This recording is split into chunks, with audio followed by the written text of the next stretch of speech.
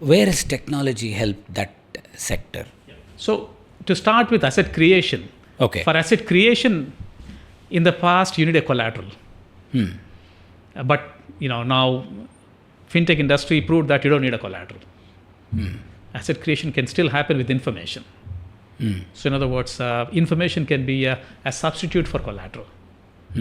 So in other words, asset creation becomes much quicker, much faster now.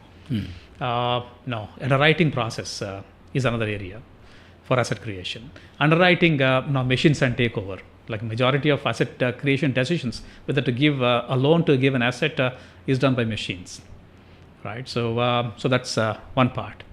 Now, once assets are created, how to fund these assets.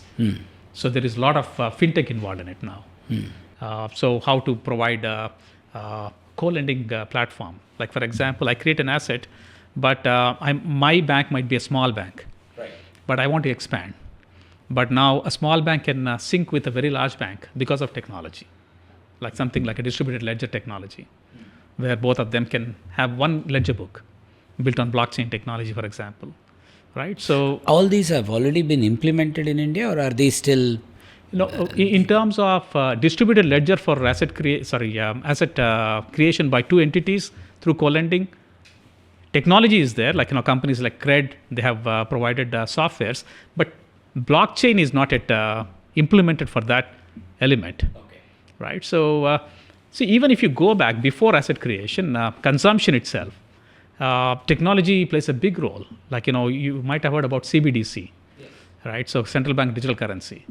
CBDC is a game changer in the future, not at the moment right now, because still it takes a lot of time for people to understand. For the Reserve Bank, it's a great game changer because it allows you to program currency.